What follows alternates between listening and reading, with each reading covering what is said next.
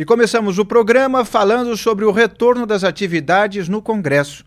Em entrevista, português correto, por favor, ao meio-dia em Brasília, o presidente da Comissão de Desenvolvimento Econômico da Câmara, Danilo Forte, do União do Ceará, avaliou positivamente a primeira semana da gestão de Hugo Motta e defende que a casa mantenha o foco na pauta econômica. Vamos ouvir a entrevista concedida pelo deputado ao Wilson Lima no nosso quadro Bastidores do Meio-Dia.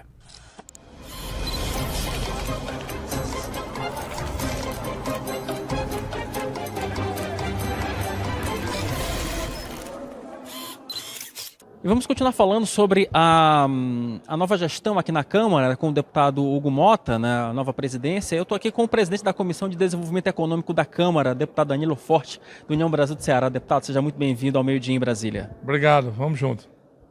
Deputado, o que dá para esperar agora com essa gestão do Hugo Motta? Qual é a expectativa a partir de agora? A Câmara talvez tenha um pouco mais de previsibilidade? Como é que o senhor enxerga? Como é que é a sua análise nesse primeiro momento? Ela tem que garantir a sua autonomia, né? É um poder eleito pelo povo e, como assim determina a Constituição, garantir a autonomia no exercício da sua tarefa com relação aos poderes constituídos. Segundo, buscar ajudar o Brasil.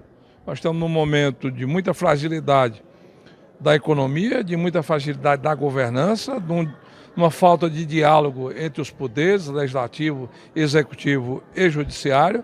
E para harmonizar tudo isso, eu acho que o perfil do presidente Hugo Motta se encaixa perfeitamente, na medida em que ele exaltou a força que a Constituinte deu ao Poder Legislativo, a condição de se criar uma governabilidade, uma governança entre o Poder Executivo e o Poder Legislativo, criando pautas de políticas públicas capazes de minimizar as dificuldades que o povo brasileiro está vivendo e fazer um enfrentamento real com a crise econômica que nós estamos percebendo, com a volta da inflação que está batendo na porta e que já entrou no supermercado e que já está no posto de gasolina, né? E isso tem efeito colateral em tudo aquilo que precisa ser consumido pela população brasileira e avançar na pauta da economia, que é fundamental, né? Antecipando, inclusive, os ganhos da reforma tributária, facilitando a abertura de novos negócios para que possamos ter uma agenda econômica de crescimento com geração de emprego e oportunidade para as pessoas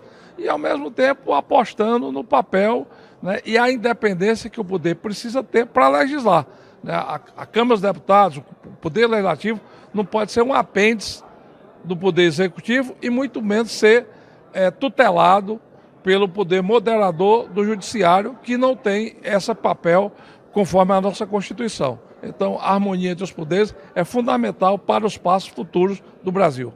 Deputado, o senhor é uma das referências aqui no Congresso quando se fala de economia, finanças, recursos públicos.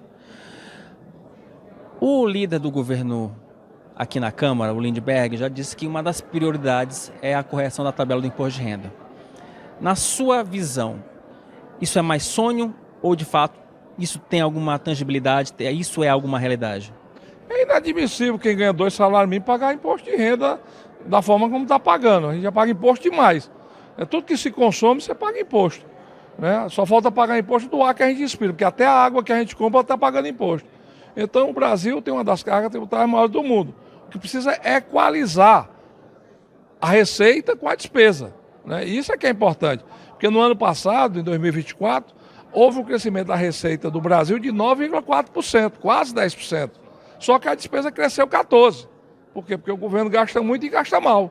E isso é que precisa ter uma equação de equilíbrio, porque senão o rombo vai aumentando, o orçamento é flexível, nós não temos um orçamento impositivo.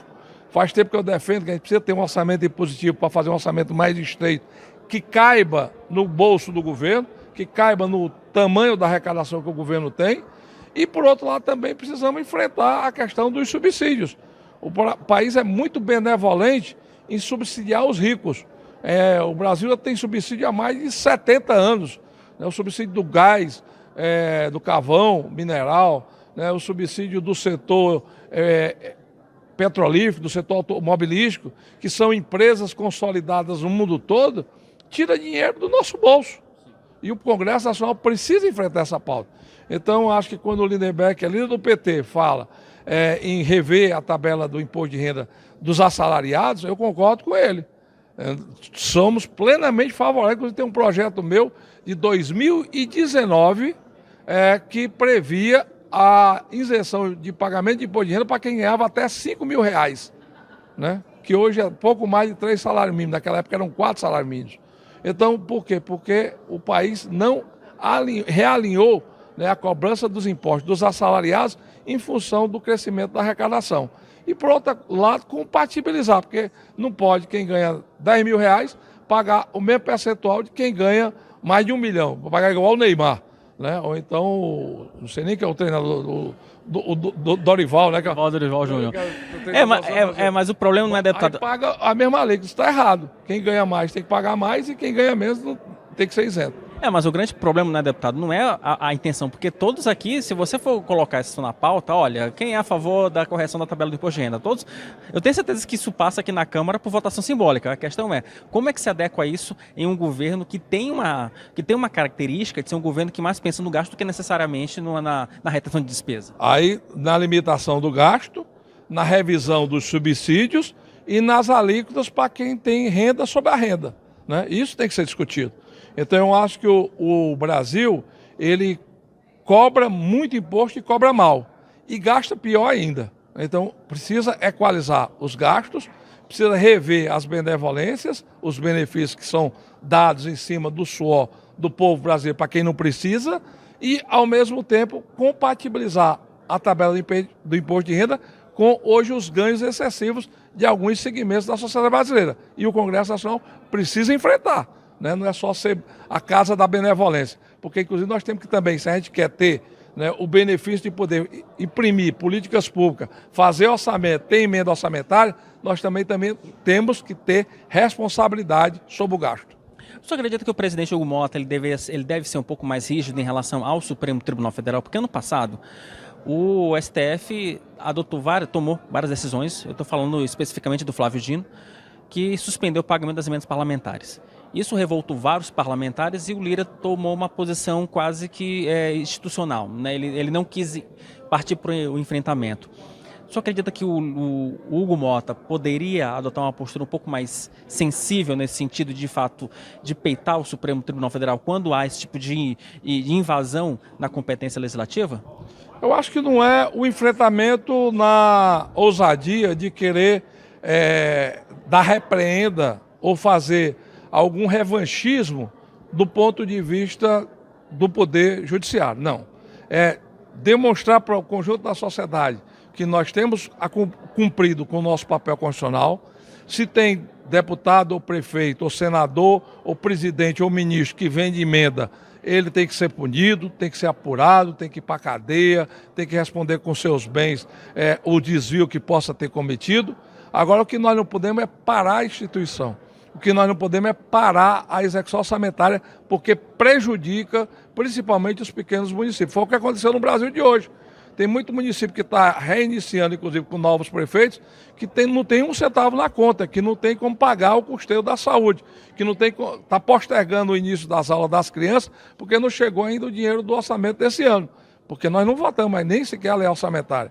Então, essa reorganização do Poder Legislativo, acho que o presidente Hugo tem plenos poderes e capacidade para fazê-lo, e na construção da harmonia entre os poderes, poder colocar para o Poder Judiciário, né, também as responsabilidades deles. Eles têm responsabilidade sobre esse momento difícil que os municípios e a população da periferia do país está vivendo. Tem responsabilidade do Judiciário também sobre isso, e tem que cobrar com relação a isso. Como também temos que aperfeiçoar tanto o orçamento do Judiciário, que é feito pelo Legislativo, como também buscar dinamizar as atividades do Judiciário, que no Brasil é lento e caro. E só para fechar, deputado, o senhor falou de orçamento.